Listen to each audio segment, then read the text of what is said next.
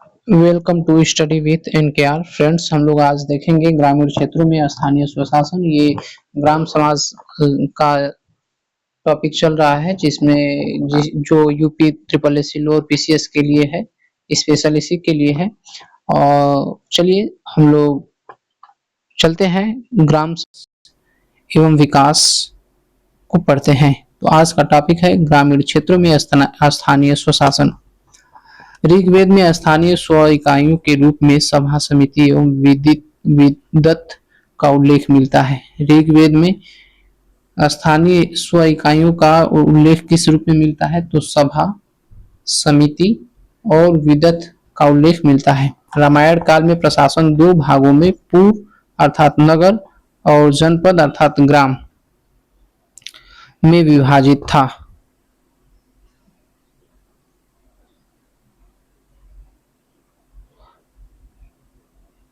आगे है कि सल्तनत काल में स्थानीय स्वशासन दिल्ली सुल्तानों द्वारा प्रांतों में विलायत कहा जाता था। तो सल्तनत काल में स्थानीय शासन दिल्ली सुल्तानों द्वारा प्रांतों को ये विलायत कहा जाता था। क्या कहा जाता था? विलायत कहा जाता था। लॉर्ड मेयो 1870 में पंचायतों का कार्यात्मक एवं वित्तीय स्वायत्तता प्रदान कर सुदृढ़ इसे किया है। आगे है कि लॉर्ड रिपन आते हैं इसके बाद, और 1882 में स्थानीय स्वशासन के लिए प्रस्ताव पारित किया, जिसे स्थानीय स्वशासन संस्थाओं का मैग्ना कार्टा कहा जाता है। तो क्वेश्चन आता है कि स्थानीय स्वशासन का प्रबंध किसने किया? तो लॉर्ड रिपन ने किया। और कब किया? तो 1882 में। संवैधानिक निर्देश देखें तो संविधान के भाग 4 नीति निदेशक तत्वों के अनुच्छेद 40 में ग्राम पंचायतों के गठन का प्रावधान है। ग्राम पंचायतों के गठन का क्या है? तो इसमें प्रावधान है। किसमें है? तो भाग 4 में है, नीति निदेशक तत्वों में है। अनुच्छेद पूछा जाए तो 40 में है। किसका अनुच्छेद 40 में निर्देश है? तो ग्राम पंचायतों के गठन का प्रावधान है, जो गांधी जी, और ये किससे प्रभावित है? तो ये प्रेरित है, गांधीवादी विचारधारा से प्रेरित है। नेक्स्ट देखेंगे हम सामुदायिक विकास कार्यक्रम। तो सामुदायिक विकास कार्यक्रम ये 2 अक्टूबर 1952 को शुरू किया गया। इसी क्रम में राष्ट्रीय विस्तार सेवा 2 अक्टूबर 1953 को फोर्ड फाउंडेशन के सहयोग से शुरू किया गया। और महात्मा गांधी ने कहा था, जब पंचायत राज स्थापित हो जाएगा तो वह जनमत हो जाए तो जनमत वह करेगा जो हिंसा कभी नहीं कर सकी। महात्मा गांधी ने क्या कहा था? जब पंचायत राज स्थापित हो जाएगा तो जनमत वह करेगा जो हिंसा कभी नहीं कर सकी। आगे है पंचायती राज से संबंधित समितियों को अब हम लोग देखने जा रहे हैं। और ये पंचायती राज से टॉपिक से हर एक पेपर में बनता है क्वेश्चन। तो चलिए हम लोग चलते हैं पंचायती राज से संबंधित क्वेश्चंस की तरफ। बलवंत राय मेहता समिति 1957। बलवंत राय मेहता समिति 1957। तो सबसे पहले तो क्वेश्चन बनेगा कि बलवंत राय मेहता समिति कब आया? तो यह समिति 1957 में आया, 16 जनवरी 1957 को। और सामुदायिक विकास कार्यक्रमों की जांच के लिए इस समिति का गठन हुआ। तो सामुदायिक विकास कार्यक्रमों की जांच के लिए किस समिति का गठन हुआ? बलवंत राय मेहता समिति का गठन हुआ। कब हुआ? 16 जनवरी 1957 को हुआ। इसने त्रिस्तरीय पंचायती राज व्यवस्था ग्राम मध्यवर्ती जिला स्तर का सुझाव दिया। तो बलवंत राय मेहता समिति ने कितने स्तरीय पंचायती राज व्यवस्था का सुझाव दिया? तो त्रिस्तरीय पंचायती राज व्यवस्था का सुझाव दिया। कौन कौन? तो ग्राम मध्यवर्ती जिला स्तर पर। बलवंत राय मेहता को पंचायती राज व्यवस्था का वास्तुकार या शिल्पीकार कहा जाता है। ये पंचायती राज व्यवस्था का वास्तुकार या शिल्पीकार किसे कहा जाता है? तो बलवंत राय मेहता को कहा जाता है। इसकी सिफारिश 1 अप्रैल 1958 को लागू हुई थी। 16 जनवरी 1957 को इसके गठन हुआ और लागू 1 अप्रैल 1958 को हो गया। 2 अक्टूबर 1959 को राजस्थान के नागौर जिले से औपचारिक पंचायती राज व्यवस्था की शुरुआत हुई। सबसे पहले पंचायती राज व्यवस्था की शुरुआत कहाँ से हुई?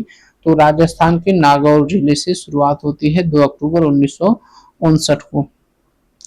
इसके बाद एक और समिति है पंचायती राज से जो संबंधित, ये है अशोक मेहता समिति। क्या है? अशोक मेहता समिति।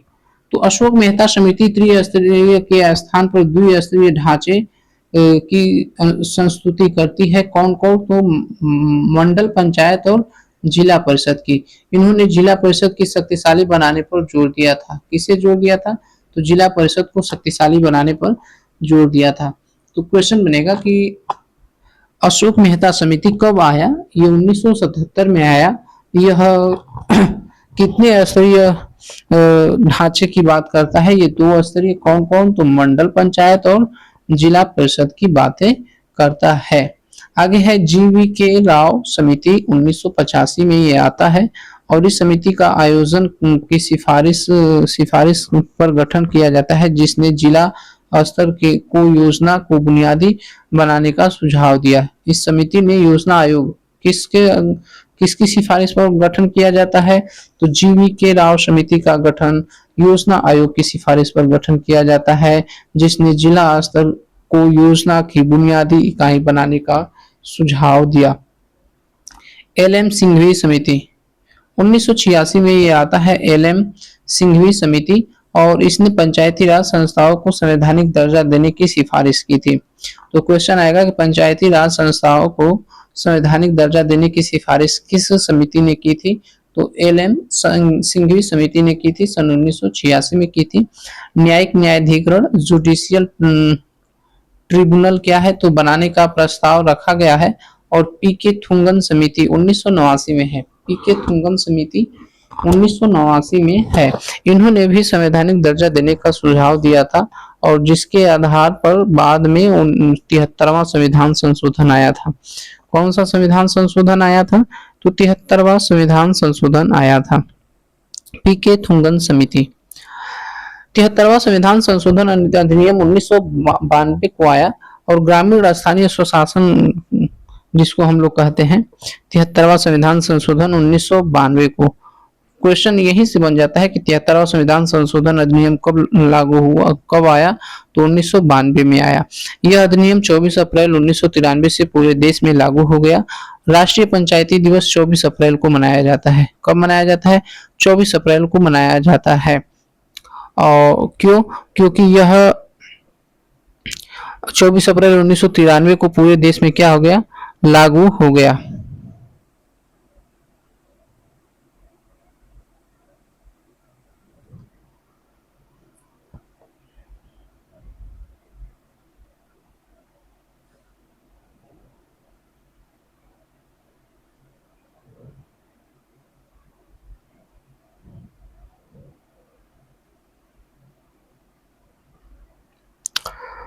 संवैधानिक स्थिति, संविधान में भाग 9 और 11वीं सूची में इसे जोड़ा गया। 73वां संविधान संशोधन किसमें जोड़ा गया? तो संविधान के भाग 9 और 11वीं अनुसूची में जोड़ा गया। कार्य विषय क्या है? तो टोटल 11वीं अनुसूची में कुल 29 विषय है। कितने हैं? 11वीं अनुसूची में कुल 29 विषय है। 9 2 11 हो जाता है, 2 9 11, 29 विषय 11वीं अनुसूची में है, 29 विषय है और जिन पर पंचायत विधि बना सकती है। त्रिस्तरीय ढांचा क्या है? तो ग्राम स्तर पर ग्राम पंचायत, मध्य स्तर पर पंचायत समिति या क्षेत्र पंचायत और जिला स्तर पर जिला परिषद का गठन किया गया। पंचायत का कार्यकाल, तो प्रथम अधिवेशन की तिथि से 5 वर्ष। पंचायत का कार्यकाल कितना होता है?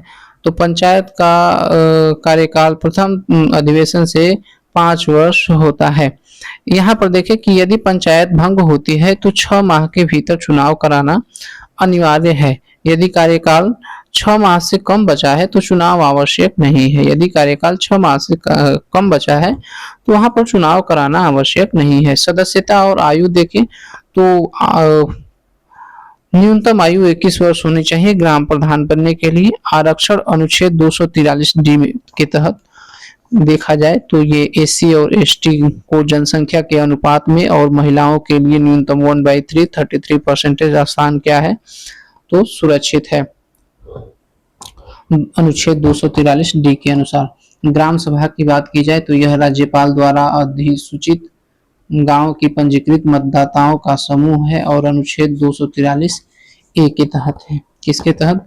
तो राज्यपाल द्वारा अधिसूचित गांव के पंजीकृत मतदाताओं का समूह अनुच्छेद 243 ए के तहत है। प्रथम राज्यपाल जो 73वें संविधान संशोधन के तहत, प्रथम राज्य कौन सा है 73वें संविधान संशोधन के तहत? प्रथम राज्य तो मध्य प्रदेश इस अधिनियम का पालन करने वाला पहला राज्य था। कौन सा था? तो मध्य प्रदेश इस अधिनियम का पालन करने वाला पहला राज्य था। बैठकें और कार्य प्रणाली को देखेंगे तो ग्राम सभा की बैठक वर्ष में कम से कम 2 बार होना आवश्यक है। ग्राम पंचायत की बैठक सामान्यतः महीने में 1 बार होनी चाहिए और ग्राम पंचायत की 2 बैठकों के बीच 2 महीने से अधिक का अंतर नहीं होना चाहिए। 2 बैठकों के बीच 2 महीने से अधिक का अंतर नहीं होना चाहिए। बैठक के लिए कोरम अर्थात गणपूर्ति कुल सदस्यों की का 1/3 भाग होना आवश्यक है। ये नहीं कि 10 लोग हैं और 10 लोगों में से 2 लोग आए काम हो गया, नहीं, कम से कम 10 लोगों में 1/3 होना चाहिए अर्थात 3 से 4 कम से कम होने चाहिए। आगे है ग्राम पंचायत का सहकारी प्रतिनिधि, ग्राम पंचायत अधिकारी, सेक्रेटरी या फिर ग्राम विकास अधिकारी वीडियो होता है। ग्राम पंचायत का सरकारी प्रतिनिधि कौन होता है? तो ग्राम पंचायत अधिकारी या ग्राम विकास अधिकारी वीडियो होता है। ग्राम पंचायत की प्रमुख 6 समितियां हैं। कौन कौन से हैं? तो ग्राम पंचायत के कार्यों को सुचारू रूप से चलाने के लिए 6 समितियों का गठन किया जाता है। पहला है नियोजन एवं विकास समिति, निर्माण कार्य समिति, शिक्षा समिति, प्रशासनिक समिति और स्वास्थ्य एवं कल्याण समिति और जल प्रबंधन समिति। ये 6 समितियां हैं ग्राम पंचायत की। तो नियोजन एवं विकास समिति क्या करती है कि इसका अध्यक्ष ग्राम प्रधान होता है, नियोजन एवं विकास का। निर्माण कार्य समिति का अध्यक्ष ग्राम प्रधान या उसके नामित सदस्य होते हैं। शिक्षा समिति का अध्यक्ष कौन होता है? तो उप प्रधान होता है। प्रशासनिक समिति का अध्यक्ष ग्राम प्रधान और स्वास्थ्य एवं कल्याण समिति का अनुसूचित जाति या जनजाति या महिला सदस्य का नेतृत्व करती है। क्या? स्वास्थ्य एवं कल्याण समिति का। जल प्रबंधन समिति तो इसका अध्यक्ष भी ग्राम प्रधान ही होता है। विशेष नोट में देखें तो भूमि प्रबंधक समिति एलएमसी का अध्यक्ष होता है। भूमि प्रबंधक समिति एलएमसी का अध्यक्ष प्रधान होता है और इसका सचिव उस क्षेत्र का लेखपाल पटवारी ग्राम स्तर का राजस्व अधिकारी होता है। कौन से? भूमि प्रबंधक समिति का। नेक्स्ट है ये ग्राफ है और इस ग्राफ को थोड़ा अध्ययन हम लोग कर लेते हैं। दिया है पंचायतों से संबंधित अनुच्छेद 243 से 243 ओ तक है। तो 243 में ही ग्राम पंचायतों से संबंधित है। अब इसमें A B C D E F G H I J K L M N O तक जो है ये बांटा गया है। तो ए में क्या है? ए में ग्राम सभा है। ए में क्या है? ग्राम सभा है। बी पंचायतों का गठन, सी संरचना, डी स्थानों का आरक्षण और ई पंचायतों की अवधि। तो यहाँ से फिर से शुरू करते हैं। ए सभा है, बी गठन है, सी संरचना है, डी आरक्षण है, ई क्या है? अवधि है। आगे इफ क्या है? तो निर्हताएं है, सदस्यता के लिए निर्हताएं और अर्थात योग्यता। और फिर जी क्या है? तो ये जी 7 होता है, शक्ति, प्राधिकार एवं उत्तरदायित्व है। एच क्या है? तो पंचायतों द्वारा आरोपित करने की शक्तियां एवं उनकी विधियां। उत्तरदायित्व और विधि है। शक्ति का उत्तरदायित्व है और यहाँ पर विधि है। आई क्या है? तो विधि स्थिति के पूर्वावलोकन पुनर्लोकन के लिए वित्त आयोग का गठन है। जे पंचायतों के लेखाओं की संपरीक्षा, पंचायतों के लिए निर्वाचन के निर्वाचन। एल संघ राज्य क्षेत्रों में लागू होता है, संघ राज्य क्षेत्र में लागू होना। एम इस भाग का कुछ क्षेत्र पर लागू न होना। ये एल लागू होना और एम लागू न होना। एन क्या है? तो विद्यमान विधियों एवं पंचायतों में बने रहना। ओ क्या है? तो निर्वाचन संबंधी मामलों में न्यायालय के हस्तक्षेप का वर्जन है। तो इस प्रकार से ये पंचायती राज रहा। आगे कुछ ये पंचायती राज से संबंधित है तो इसे भी हम लोग देख ही लेते हैं एक ही बार में। पेशा, पेशा क्या है? तो पेशा को देखेंगे। पेशा जो है अधिनियम 1996 में आता है और इसका पूरा नाम है पेशा का पंचायत उपबंध अनुसूचित क्षेत्र का विस्तार अधिनियम। यह भूरिया समिति 1994 की सिफारिश पर आधारित था। तो पेशा किस समिति पर आधारित है? तो भूरिया समिति की सिफारिश पर आधारित है। आगे होगा कि इसका उद्देश्य संविधान के भाग 9 के प्रावधानों को 5वीं अनुसूची इत क्षेत्रों तक विस्तार करना था। संविधान के भाग 9 के प्रावधानों को 5वीं अनुसूचित क्षेत्रों तक विस्तार करना था। विशेषता क्या है? तो ग्राम सभा को विशेष अधिकार और अनुसूचित क्षेत्रों में जनजातीय स्वायत्तता है। क्षेत्रों में जनजातीय स्वायत्तता है। आगे हम देखें तो 74वां संविधान संशोधन अधिनियम 1992 नगरीय स्वशासन को देखेंगे। तो यह अधिनियम 1 जून 1993 को लागू हुआ। यह अधिनियम 1 जून 1993 को लागू हुआ 74वां संविधान संशोधन अधिनियम। और 73वां कब लागू हुआ? तो 1992 को ये आया और 93 में वो भी लागू हुआ। ये भी 93 में ही लागू हुआ। संवैधानिक स्थिति तो संविधान में भाग 9A और 12वीं अनुसूची को इसमें जोड़ा गया था। 12वीं अनुसूची को इसमें जोड़ा गया था। कार्य विषय देखें तो 12वीं अनुसूची में नगर पालिकाओं से जुड़े कुल 18 विषय सम्मिलित हैं और उसमें कितने विषय थे? तो उसमें 11वीं अनुसूची में कुल ये 29 विषय थे और 12वीं में कितने हैं? तो 18 हैं। आगे है इतिहास। भारत का पहला नगर निगम क्या है? भारत का पहला नगर निगम 1687 ईस्वी में मद्रास चेन्नई में स्थापित हुआ था। भारत का पहला नगर निगम 1687 मद्रास चेन्नई में स्थापित हुआ था। 1726 के चार्टर एक्ट के तहत कोलकाता और बंबई में नगर निगम बने। संरचना क्या है? तो नगर पंचायत ग्रामीण से नगरीय क्षेत्र में परिवर्तित हो रहे क्षेत्रों के लिए और नगर परिषद तो छोटे नगरीय क्षेत्रों के लिए 20,000 से अधिक आबादी जहां पर हो।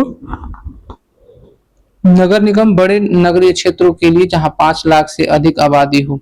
वार्ड समिति क्या है? तो 3 लाख या उससे अधिक जनसंख्या वाली नगर पालिकाओं में वार्ड समितियों का गठन होता है। 3 लाख या उससे अधिक जनसंख्या वाली नगर पालिकाओं में वार्ड समितियों का गठन होता है। आरक्षण क्या है? तो आरक्षण है 243T। SC ST और महिलाओं के लिए आरक्षण का प्रावधान है। जिला योजना समिति क्या है? तो ये 243ZD के तहत प्रावधान है। महानगर योजना समिति क्या है? अनुच्छेद 243ZE के तहत इसमें प्रावधान है। आगे हम देखें तो ये है नगर पालिका से संबंधित अनुच्छेद। नगर पालिका से संबंधित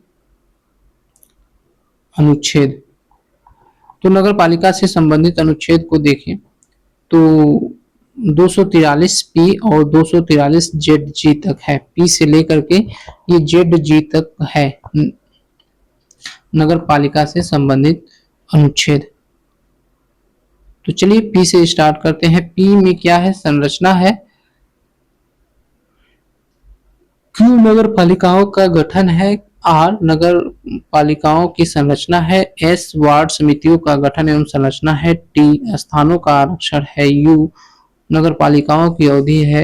V सदस्य के लिए निरताएं हैं। W शक्तियों प्राधिकार एवं उत्तरदायित्व है। X क्या है? कर आरोपित करने की शक्तियां एवं उनकी विधियां है। Y वित्त आयोग है। लेखाओं की समीक्षा। ZA नगर पालिकाओं के लिए निर्वाचन। ZB संघ राज्य क्षेत्रों में लागू होना। ZC इस भाग का कुछ क्षेत्रों में लागू न होना और जिला योजना के लिए समिति तो ZD है।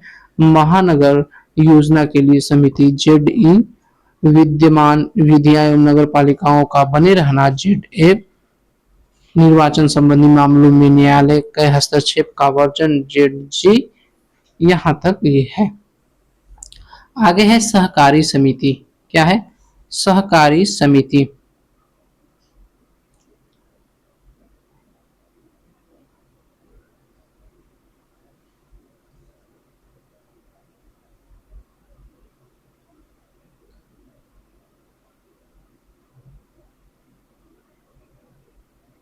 तो सहकारी समितियों को हम लोग जो है अगले सेशन में पढ़ेंगे। मिलते हैं, तब तक के लिए thanks for watching. Please like, share, comment and subscribe my video channel.